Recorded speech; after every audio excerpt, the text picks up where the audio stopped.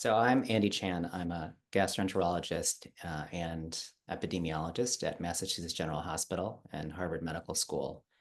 Uh, my work is centered around the understanding risk factors for colorectal cancer and other GI cancers with the goal of developing preventive interventions. I'm Yin Cao. I'm a cancer epidemiologist based at Washington University in St. Louis in Missouri. I have built my career around this very challenging question: why early onset colorectal cancer has been increasing.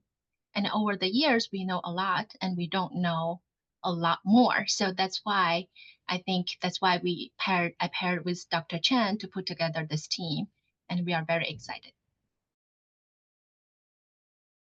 So the idea of Prospect, I think, came about because of years of work that Dr. Cao and I have done together, examining risk factors for colorectal cancer more broadly, and specifically trying to understand more about the early onset epidemic. And so when the Cancer Grand Challenge released its list of challenges for the scientific community to address, it became very clear that this was a priority for both of us. I think we both are passionate about understanding risk factors for the disease, but more importantly, I think also trying to use our understanding of those risk factors to come up with actionable solutions that can lead to prevention that will have a meaningful impact on patients. So I think we've been very motivated to really try to bridge the world of epidemiology with prevention science to really make a difference in this very challenging problem.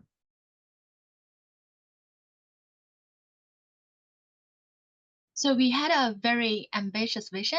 Our team hopes to unravel and ultimately reverse the network of causal factors throughout the life course that promote colorectal cancer under age 50. And within 5 years, our mission is really to advance correlation to causation for actionable prevention among younger generations.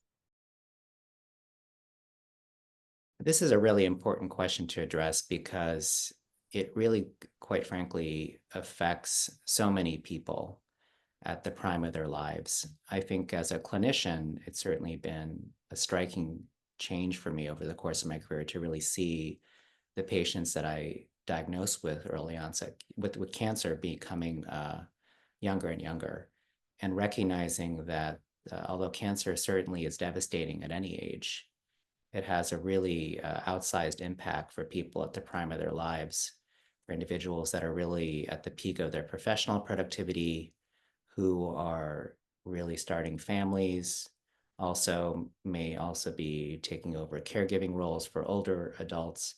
So I think it really has become an urgent priority for our society to be able to grapple with this problem because it is impacting not just the young people that are getting this disease, but also their family, friends, and social networks.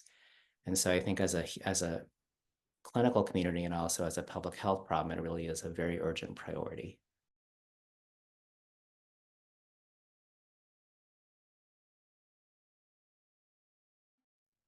Just first to let you know, the name of our team is actually called Pathways, Risk Factors, and Molecules to Prevent Early Onset Colorectal Tumors. So that's why we call ourselves Prospect. And in particular, we are trying to achieve three goals. And the first one is really to look into the lifelong impact of both established, such as obesity, diabetes, alcohol, and novel risk factors, such as environmental factors, as well as social factors, and how they throughout our life course, contributing to the risk of early onset colorectal cancer. And we'll utilize a global and diverse cohorts across the globe to really try to look into this. The second objective is really to dive deep into the causal mechanisms that these risk factors that contribute to the risk of early onset colorectal cancer, including the cancer initiation and progression. The last objective is really further trying to think about how we can help our younger generation by developing these causal risk factor based precision prevention strategies. For this, we're doing 4 trials or community experiment across the globe in both developed and also developing settings. So I think back to the our mission, our goal is really to advance correlation to causation and trying to develop actionable prevention in younger generation, which is historically very hard to engage and to help them to think about prevention.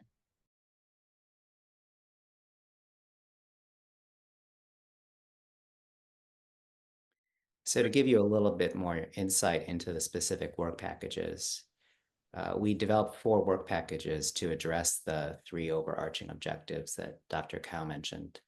The first work package is really to characterize and interrogate the early onset exposome, which we define as being that constellation of environmental, lifestyle, and external factors that may influence the risk of early onset cancer in global and diverse populations and communities. And this will take the form of leveraging methodologies that range from traditional epidemiology to really cutting edge methods to really identify and infer the exposome through characterization of biospecimens collected across the life course. The second work package is really to use our molecular tools to profile human tissues as a way to also understand the molecular mediators and networks that connect the exposome or those external factors with early onset disease and the development of early onset cancer. And the third work package is an experimental work package to further develop and really validate novel models of early onset cancer that mimic the entire life course of a human to really allow us to interrogate risk factors and understand what's causal in developing colorectal neoplasia. And then the last work package is around a set of prevention trials. We have a suite of trials that are designed to address 2 objectives. One is to identify the utility of developing risk assessment tools that will hopefully give us the opportunity to better identify who's at risk for early onset cancer, to better target preventive interventions, including screening and lifestyle modifications. And then the second set of trials are setting the objective of trying to introduce agents that might be able to reverse elements of what we think are causal risk factors for early onset cancer in a set of proof of principle trials of patients who are at risk or have early onset colorectal cancer to see if reversing some of these risk factors may actually lead to changes that are associated with lower cancer risk. And this will help us to develop not only actionable interventions in the next 5 years, but also to develop a better causal understanding of risk factors.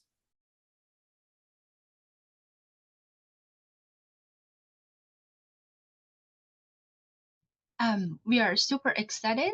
This project is truly disruptive and collaborative in the fashion that we not only have global partners in this, but all of us we spend at least 60 meetings together to really strategically think about how we can approach the question in the way that we can help younger generation in the most accelerated fashion. So to that end, we pick a few countries that had the highest burden in terms of both absolute incidence as well as relative increase. So that's why we include India, a country traditionally we didn't think colorectal cancer is a major burden there, but even with the most recent data, India has the highest rate of increase in terms of early onset colorectal cancer. So we want to help in a more proactive fashion in developing countries who are going to experience such burden. So in terms of building our team and include all the collaborators across the globe, I think our first priority really centered around our goal in terms of accelerating risk factor discovery, really moving from correlation to causation. As people could imagine, this is a very hard task. Usually, it will take really long time, even decades, to do.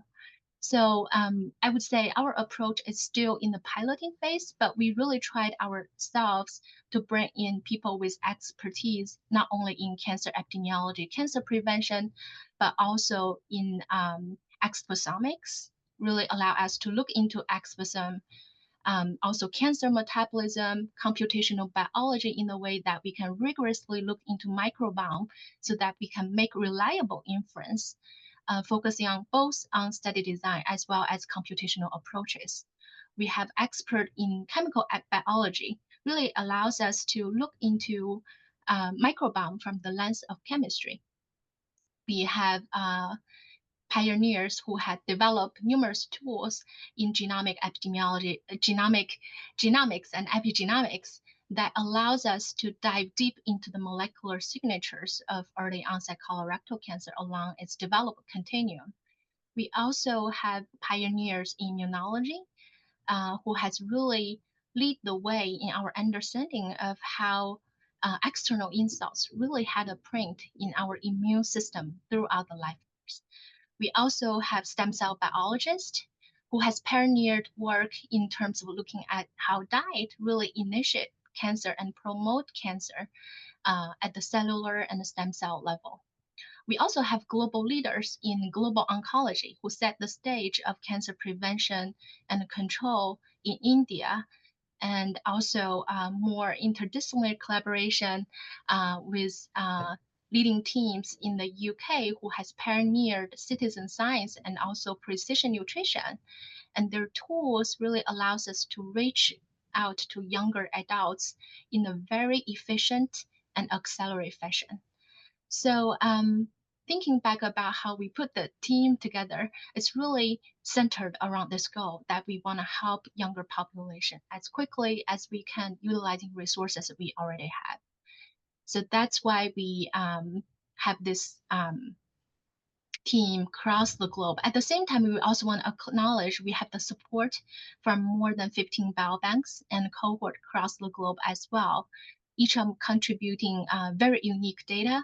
Many of these data have collected phenotype or risk factor throughout the life course. Some of them have very unique biospecimen, which can allow us to look into both novel exposures as well as exposure throughout the life course. So it's really a combination of disruptive effort cross disciplines, and we are very excited to get this launched.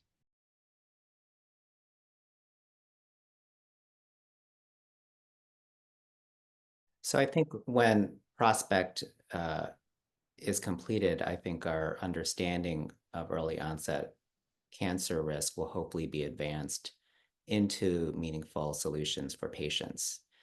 I think we have the hope also that Prospect will be an opportunity for us to think about novel approaches to understanding risk factor epidemiology through a life course approach and also an approach which leverages multidisciplinary expertise that can be found in different spheres of science that maybe traditionally haven't been used to and applied in this way. I think also we're hopeful that by the end of this project, we'll be able to demonstrate how uniquely important it is to bring together a global approach to this problem, because it's no longer, cancer is no longer a disease or condition which is primarily affecting developed countries or the Western world. It clearly is becoming a global public health priority and is going to be, for the foreseeable future, a leading cause of morbidity and mortality that affects populations around the globe. So in the interest of having an impact on global health and also health equity, I think it's very important for us to demonstrate the value of bringing together an international team and to keep our approach international in focus.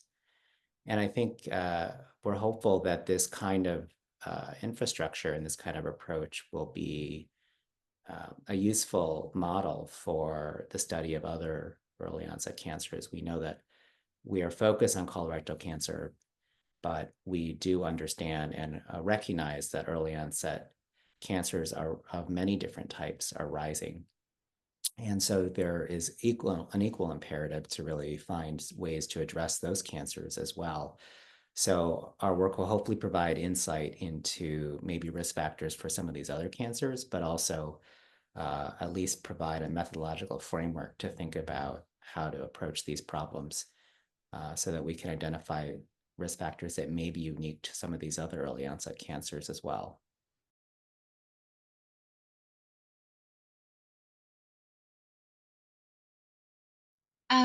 The most challenging issue for our team so far, I think, is really that we are a growing and global team.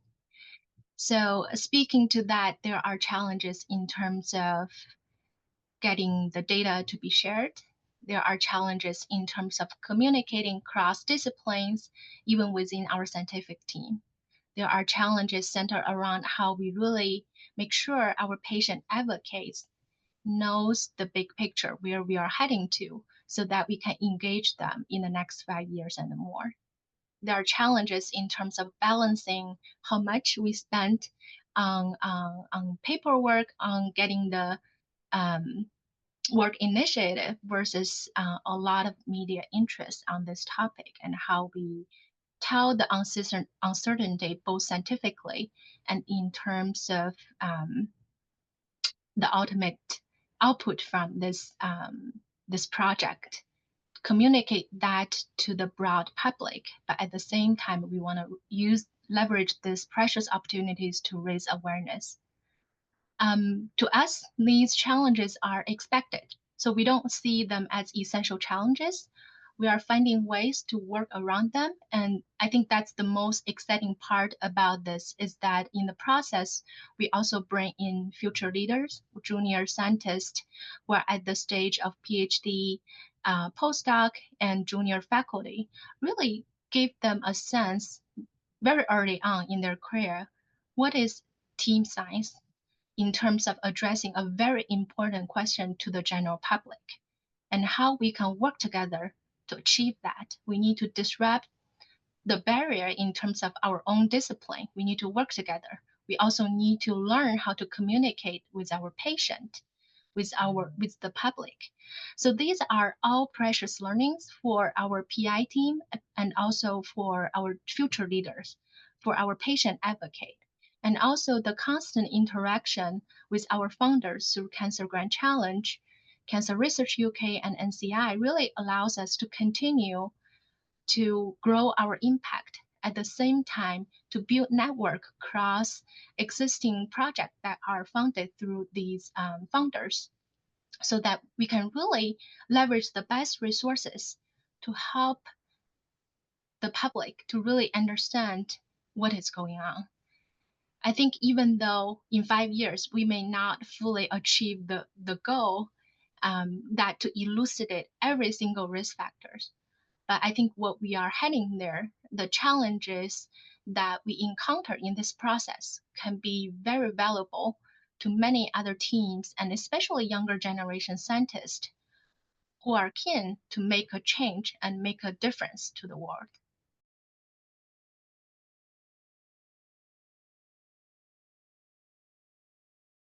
What's been most satisfying for us as PIs at this project, I think, is quite frankly the ability to meet and work and collaborate with an amazing team of both scientists and patient advocates to really learn from leaders in their field and people who are truly passionate about making a difference. And watching with great admiration and awe at how such talented people can channel their energy to tackle such a difficult problem. It really, I think, gives me a lot of faith and inspiration for the future of science and the ability for us to really tackle difficult problems going forward. And I think it's also been enormously satisfying to really feel the enormous amount of unqualified support that's been provided our team by the scientific community, by patients, patient advocate groups, um, funders, supporters, and the public. And I think the public has been, I think, really able to channel some of its hopes about trying to address some of these issues to our team, which has, I think, energized us and really given us a lot of purpose. Um, so I think as a collective, as a team, I think collectively we feel that tremendous amount of energy and support from the greater uh, community, and I think that gives us a lot of support for us to pursue our goals in a way that allows us to be ambitious and big thinking, and also I think it gives us quite a lot of both logistical and mental, intellectual, and emotional support to move forward.